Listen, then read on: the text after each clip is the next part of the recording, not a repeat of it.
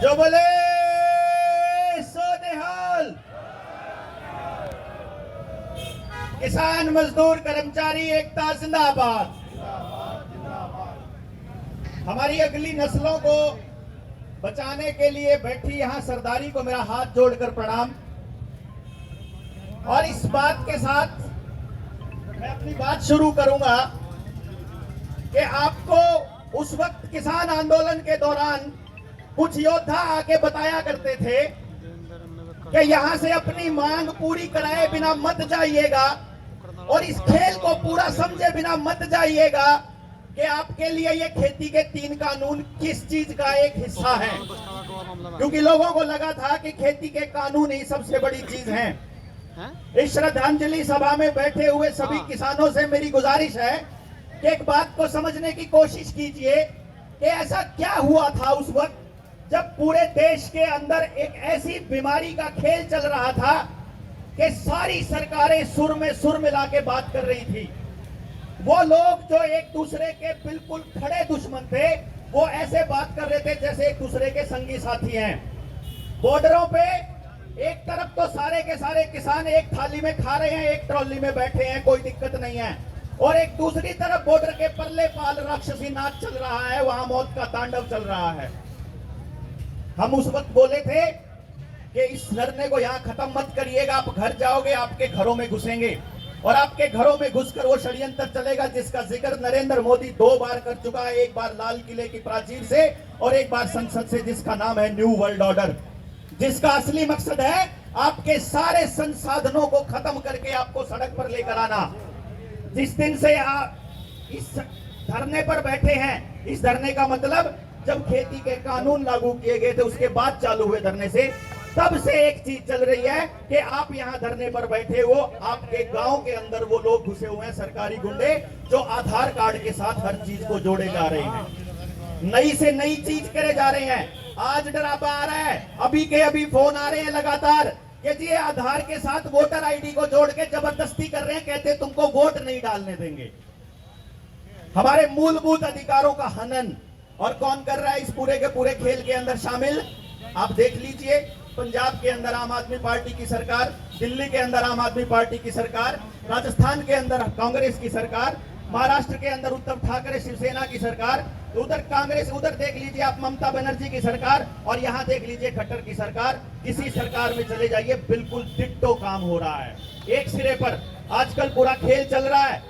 नरेंद्र मोदी से जब लोग नफरत करने लगेंगे उस वक्त के लिए नया एक आदमी तैयार किया जा रहा है मोहरा, जिसका नाम अरविंद केजरीवाल है।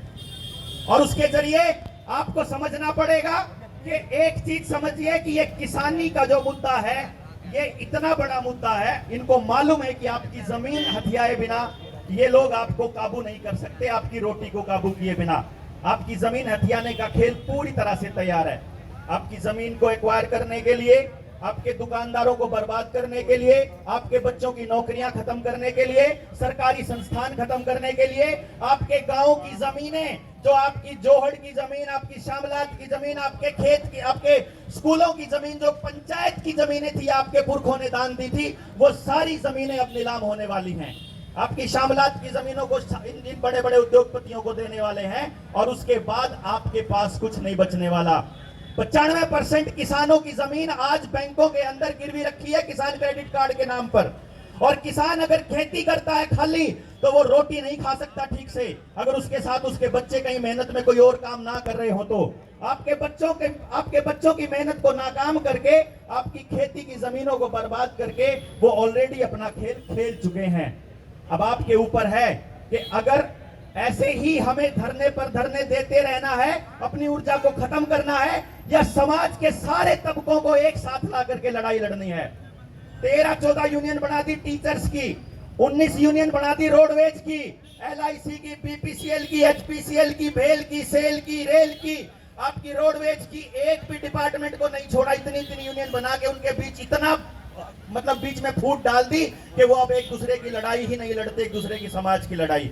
एक संयुक्त किसान मोर्चा और किसान संगठन ऐसे हैं जो समाज की लड़ाई लड़ रहे हैं। मैं आह्वान करता हूं आप लोगों से, आप योद्धा हैं जो बचा सकते हैं अगली पीढ़ी को। नौजवानों को घर से निकालिए, बाकी तबकों को साथ में लाइए, अपनी जमीनों को बचाइए और आह्वान कीजिए। इस जो पैंडेमिक एक्ट के अंदर, जो नेशनल डिजास्टर मैनेजमेंट के अंदर आपकी दुकानें बंद की गई थी, आपके काम बंद किए थे, आपको लॉकडाउन लगा के घरों में बिठाया था, 4 लाख रुपए प्रति व्यक्ति जुर्माना या मुआवजा देने का अधिकार, लेने का अधिकार है आपका, आपको मालूम ही नहीं है। अगर जिसको इनके इस लगाए हुए इंजेक्शन से, सुई से साइड इफेक्ट आया है, जो कि 80% लोगों को आने वाला है आने वाले टाइम में, उस वक्त आपका कौन सा नेता आपके साथ खड़ा था, आपको पूछना पड़ेगा आने वाले वक्त के अंदर। आपको ये सारे के सारी चीजों के ऊपर मुआवजे से लेकर के आपको ये मांग करनी पड़ेगी कि आने वाले वक्त में किसान बिजली का बिल नहीं भरेगा, आपकी चिप वाले मीटर नहीं लगेंगे, नए कनेक्शन जो पानी के चालू कर रहे हैं आधार कार्ड के साथ वो नहीं होगा, पुरानी गाड़ियां जो डिसॉल्व करने का प्लान कर रहे हैं ये नहीं चलेगा, डिजास्टर मैनेजमेंट एक्ट नहीं चलेगा, डंगरों पे जबरदस्ती इंजेक्शन लगाने वाला खेल नहीं होगा, आधार कार्ड के साथ जितनी चीजों को जोड़ रहे हैं इस खेल को रोक दीजिए, वरना आने वाले टाइम में आप अपनी ही जिंदगी के अंदर अपनी औलादों को गुलाम होते हुए देखोगे, भूखे मरते हुए देखोगे। एफसीआई के पास अनाज नहीं बचा है, आपको मालूम नहीं है शायद, क्योंकि पीछे सारा का सारा अनाज बड़े बड़े गोदामों में गया है। एफसीआई के पास 250 लाख मीट्रिक टन अनाज होता था हर साल के साथ के 2 साल भी अगर देश के अंदर भूखमरी आ जाए तो आप भूखे नहीं मरोगे, देश भूखा नहीं मरेगा। लेकिन इस आदमी ने, और इस आदमी ने नहीं, सारी सरकारों ने मिलके, कहीं किसी को यह लगता हो कि केवल यह सरकार कर रही है, आने वाले टाइम में जिन सरकारों के सपने आप देख रहे हो वो भी इन्हीं के मोहरे हैं, जो अंतरराष्ट्रीय षड्यंत्र जो चल रहा है, जिसका नाम न्यू वर्ल्ड ऑर्डर बार बार प्रधानमंत्री बोल रहा है, उन लोगों ने आने वाले वक्त में भूखमरी लाने के लिए खेल चालू कर दिया है। अग्निपथ के नाम पर जो योजना चलाई है उसको जोड़ने का खेल देखिए। सिर्फ 4 लाइनें बोलकर खत्म करूंगा। हम लोग गांव-गांव जाके लोगों को समझा रहे हैं, लोगों को जगा रहे हैं। इस दौरान हम आपके गांव में भी यकीनन आएंगे, आपका कोई भी गांव होगा। जनता सरकार मोर्चा इस चीज के लिए प्रतिबद्ध है कि आपको बताए कि जो ये खेल चल रहा है अग्निपथ का, इसको कैसे समझना है। श्रीलंका के पास आज से 5 साल पहले श्रीलंका 94% कर्जदार था, अपनी जीडीपी का 94% कर्जदार था। अभी श्रीलंका पिछले साल 114% का कर्जा होते ही पूरे देश क्राइसिस में आ गया और अर्थव्यवस्था ढह गई। अपना देश इस वक्त 94% के कर्जे पर है। जीडीपी का 94% अपन कर्जदार हो चुके हैं। रोज कर्जा लिया जा रहा है, आपको मालूम नहीं है, $100 बिलियन का कर्जा अभी अभी 1 जुलाई को पास हुआ है वर्ल्ड बैंक से। किस नाम पे? आपके यहाँ जो अस्पताल बन रहे हैं ना, जो आपको टीके लगाने के लिए नई नई प्रयोगशालाएं बन रही है, जो अरविंद केजरीवाल बड़ा खेल खेलता है, हमने मोहल्ला क्लिनिक बना दिए। ये मोहल्ला क्लिनिक उस WHO के षड्यंत्र का हिस्सा है जिसको हम समझ नहीं पा रहे। आज अपना इलाज तो जाके बैंगलोर में नेचुरोपैथी से करवाता है और हमारे शरीर में केमिकल डालता है। मैं जो बता रहा था, अपना देश इस वक्त 94% कर्जे पे आ गया है और 5 साल के अंदर, गडकरी का यह बयान है कि 5 साल के अंदर आपके पेट्रोल और डीजल बैन हो जाएगा। आपने शायद ये पढ़ी होगी अखबारों में खबर। और 4 साल में ये जो अग्निवीर हैं ये बाहर आ जाएंगे। श्रीलंका में आज के वक्त आम आदमी के लिए डीजल उपलब्ध नहीं है। पेट्रोल पंप के ऊपर सैनिक खड़े कर रखे हैं, यही किराए के टट्टू जिनको अग्निवीर कहते हैं, ये खड़े कर रखे हैं किसानों को गोली मारने के लिए कि अगर डीजल के लिए जबरदस्ती करता है किसान तो इनको बख्शना नहीं है। आपके साथ ये होने वाला है, क्योंकि अगले 2-3 साल के अंदर अपना देश जीडीपी के 110% कर्जे पे होगा। उस वक्त आपकी जमीन नीलामे है, आपका गांव नहीं बचा, आपके बच्चों की शिक्षा नहीं बची, आपकी सेहत नहीं बची, अनाज नहीं बचा, तेल नहीं बचा, अब नौकरी नहीं बची, कोई संस्थान नहीं बचा, मिस्त्री नहीं बचे, एक भी तबका नहीं बचा। उस वक्त जब महामारी के नाम पर और ये क्लाइमेट लॉकडाउन के नाम पर जब देश में गृह युद्ध छेड़ेगा, उस वक्त आप क्या करोगे, उसकी कोई योजना हमने बनाई है कि नहीं बनाई है, इस पे बैठ के अपनी जत्थेबंदियों को बैठ के चर्चा करनी पड़ेगी। क्योंकि ये खेल इतना बड़ा है। जब हमने उग्राहा साहब को समझाया, टिकरी बॉर्डर पर पूरा का पूरा प्रोजेक्टर लगा करके समझाया था, चढ़ूनी साहब को समझाया था, बलदेव सिरसा जी को समझाया था, दल्लेवाल साहब को समझाया था, मंजीत राय साहब को समझाया था, इन सबको बैठ के समझाया था कि किसान आंदोलन को केवल किसान आंदोलन मत समझिए, ये आप अगली पीढ़ी को बचाने की लड़ाई लड़ रहे हो, इसको पीछे मत हटना, घर पे मत बैठना, वरना आपको रोज रोज सड़कों पर बिठाएंगे। और उस दिन से लेकर के कभी आप पानी के लिए बैठे हो, कभी ट्यूबवेल कनेक्शन के लिए बैठे हो, कभी आप राशन के लिए बैठे हो, कभी किसी चीज के लिए, कभी किसी चीज के लिए, और ये लगातार आप बैठते रहोगे जब तक पूरा सिस्टम बर्बाद नहीं हो जाएगा।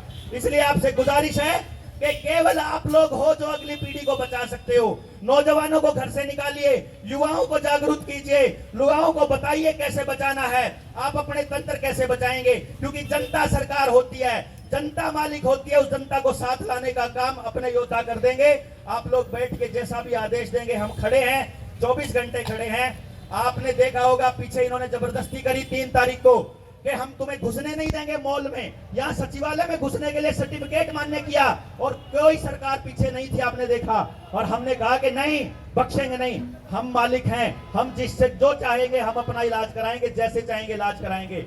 और उसके बाद सरकार को अपने फरमान वापस लेने पड़े। आप लोग, आपसे गुजारिश है कि आप इस लड़ाई को रुके मत दीजिएगा। जो आप लोग आदेश देंगे, जनता सरकार मोर्चा उसके लिए बैठा है। इन्हीं सब शब्दों के साथ मैं अपनी बात खत्म करता हूं।